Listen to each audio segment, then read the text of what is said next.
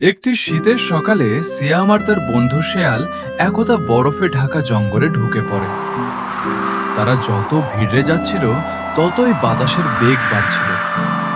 হঠাৎ করে শেয়ালটা দাঁড়িয়ে গেল এবং কান পেতে শুনতে লাগলো দূর জঙ্গল থেকে একটা চিৎকার ভেসে আসছিল।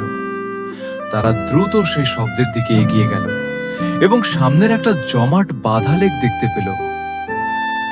তারা আরেকটু গভীরে যেতেই দেখতে পেল যে জমাট বাঁধা লেকের মধ্যে একতা ভাল্লুক ছানা আটকা পড়ে আছে।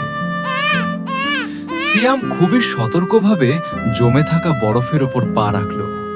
তারা এই ভাল্লুক ছানাটাকে বাঁচাতে মরিয়া হয়ে উঠল।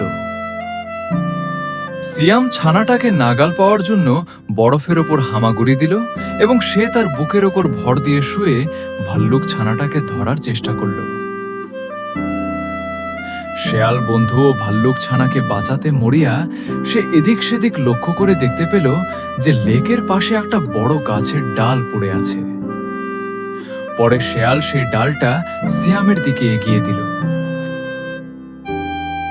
সিয়াম ডালটা হাতে নিল এবং সিয়াম সেই ডালটা নিয়ে ভাল্লুক ছানার দিকে এগিয়ে দিল যাতে সে ডালটা ধরে উঠে আসতে পারে।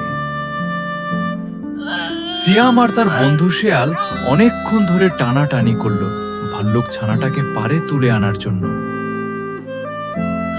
তারা তাদের সবটা দিয়ে চেষ্টা করল ভাল্লুক ছানাটাকে তুলে আনার জন্য।